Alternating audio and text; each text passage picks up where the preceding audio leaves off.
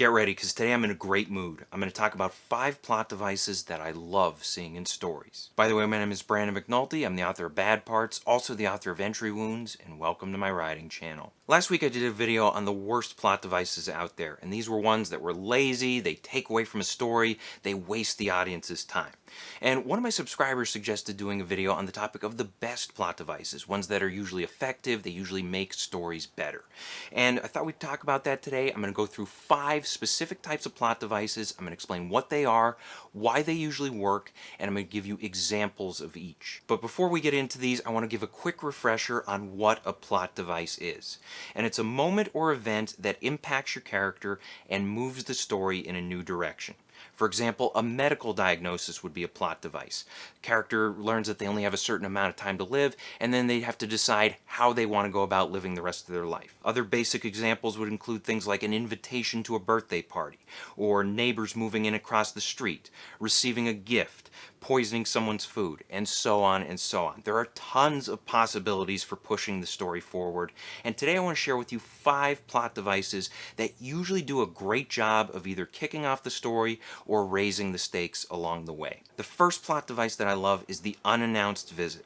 And this is when someone shows up unexpectedly and forces another character to react. And this situation could be malicious, like in a case of a robber breaking into someone's house, or it could be civil, like in the case of Kramer popping into Jerry Seinfeld's apartment. Usually when you see this in a drama, it will create instant suspense because the audience is wondering, what does the visitor want? What will the visitor do? That sort of thing. And oftentimes, this plot device will raise the stakes by introducing a new threat or a new character, and it's a great way to spice up a slow section of a story, especially if you have someone arriving with a weapon, somebody shows up at the door with a gun, all of a sudden the audience is on edge. For example, in the movie The Thing, you have the dog that visits the research camp. In the movie Die Hard, you have Hans and his crew showing up at Nakatomi Tower. And in the movie Alien, you have the chestburster, which is one of the most unique takes on the unannounced visit. Second plot device that I love, discovering a dead body. And this, very simply, is when a character finds a dead body and then reacts to the gravity of that discovery. And it works so well because there are built-in stakes, there's instant conflict, and it raises many questions. It's something that's very engaging for the audience. And this plot device is what kicks off most mystery stories. A body is found, then the detectives have to react to it, they have to find and catch the killer. This is something that has worked very well for Law & Order. There are over 9,000 episodes of that show, most of them open with a dead body being found, and yet audiences never get tired of it. And even if you're not using it at the beginning of the story, you can have a dead body being discovered in the middle, somewhere along the way, and this can raise the stakes and it can send the plot in a new direction. And then one last thing to keep in mind here is that the discovery can be a very emotional moment if the body is someone important to the protagonist. Now, for an example of this, let's look at the original Star Wars. And if you remember, early on, we get introduced to Luke, his aunt, and his uncle. We see them in their daily life, we see what they're like, and then Luke eventually takes the droids to Obi-Wan Kenobi, and what Luke learns from Obi-Wan is that the Empire is coming after those droids, coming after whoever purchased them. And that, of course, is his uncle. Luke, of course, rushes back, hoping to warn his aunt and uncle, but instead he's too late, and he sees them burnt to a crisp. And this is a dark moment that forces Luke to leave his life on Tatooine behind and join the rebellion against the Empire. Third plot device that I love is CHEKOV'S gun. And this is the idea of introducing an item that will play a key role later on in the story. And it's essentially a reminder for writers that what you introduce should have purpose later on.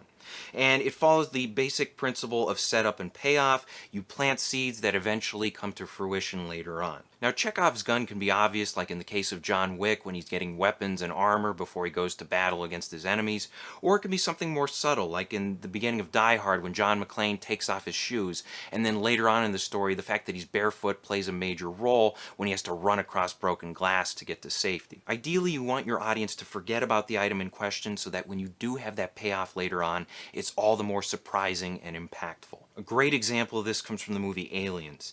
And if you remember, early on there's that scene where Ellen Ripley is trying to earn the respect of the Marines that she's working with. She wants to help out, so what she does, she gets into one of those loader machines, and she shows that she can use one rather well.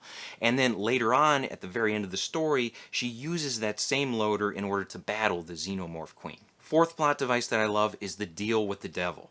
And it shouldn't surprise anyone who read my book Bad Parts that I love this plot device. And what it is, it's bargaining with a powerful character or entity in order to obtain things like wealth, fame, power, revenge, safety, and so on. And usually it involves a contract, and the contract might be supernatural, like a contract with a literal devil, or it could be grounded in realism, like asking the Godfather for help. And you'll often have things like desperation and powerlessness motivating the person who seeks out the devil, and the audience knows there will be a price to pay.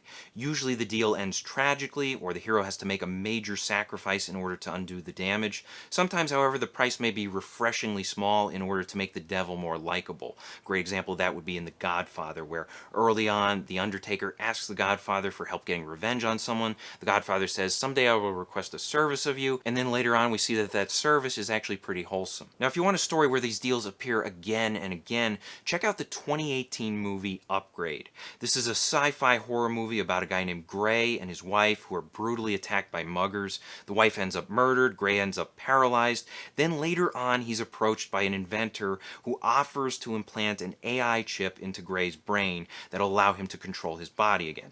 That's the first deal. And then the chip, which is called STEM, later gives Gray the opportunity to track down his wife's murderers. That's the second deal. And then after he agrees to that deal, he ends up being attacked by one of the murderers, and STEM offers him the chance to fight back if he's willing to temporarily surrender control of his body. And I won't spoil the rest, but if you do want to see a story that uses this plot device again and again, check out Upgrade. And the fifth plot device that I love is significant injury.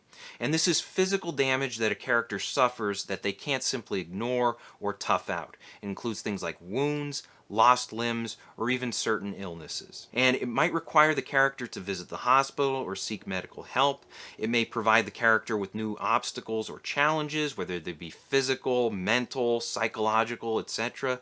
And it may force the characters to have to reinvent themselves or change their tactics or change their lifestyle. And it pops up in a lot of different stories. We already talked about Upgrade. Then in Die Hard, you have the situation where John McClane steps on broken glass and then he has to pick it out of his feet later on in the story. In Star Wars, you have Anakin Skywalker losing a hand in Episode 2, and then he loses a good chunk of his body in Episode 3. So there are tons of examples out there, but my favorite one comes from Game of Thrones with Jaime Lannister. And Jaime Lannister, of course, is someone who prides himself on his swordsmanship. It's a big part of who he is. And then when his dominant hand is cut off in Season 3, then he hits rock bottom, he gets humbled, and he has to reinvent himself. And what makes this so powerful is not only does he have to reinvent himself as a swordsman, but also as a human being. So I hope this helps. Question of the day: what is your favorite plot device? Let us know in the comments section below. Thank you guys for watching. If you want to support the channel, please pick up a copy of either one of my books and be sure to leave reviews on Amazon. Bad Parts is great if you like small town horror. It's about people trading away their sick and injured body parts in order to get healthy again. And then Entry Wounds is great if you like thrillers, and it's about a guy who picks up a haunted gun and he cannot put it down until he kills 6 people with it. Also, be sure to check out my other videos, like, share, and subscribe, and as always, remember to keep on writing.